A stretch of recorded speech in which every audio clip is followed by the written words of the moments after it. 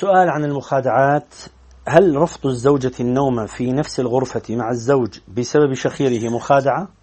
يا جماعة، يا أهل الله، يا أمة محمد صلى الله عليه وسلم، أنا ما أدري ما الذي يجعل المخادعة لهذه الدرجة صعبة. نعم، نحن نمر بأحوال كثيرة يستشكل علينا هل خادعنا أو لا، لكن تعريف المخادعة سهل. المخادعة حيلة. أنا عندما أقول لزوجي لن أبيت معك الليلة أو سأنام في غرفة الأبناء أو في غرفة أخرى، أو لأنني لا أستطيع أن أرتاح مع صوت الشخير، هذه ليست مخادعة. هذه ليست مخادعة. تعالي نامي معي. لا لا، لن أنام. ليش؟ والله لأنه ظهري واجعني، لأنني لا أريد أن أقول له أنه بسبب شخيرك. هنا نبدأ ندخل في الحيل النفسية.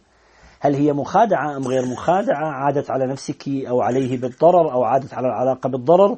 هنا نبدأ في تعريف المخادعة.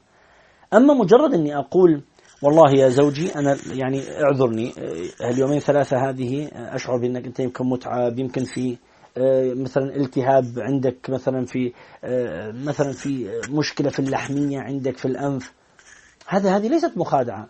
السؤال هو كيف أرفض، هذا هو السؤال. كيف يحصل الرفض، هذا هو السؤال. ما عدا ذلك هذه ليست مخادعة.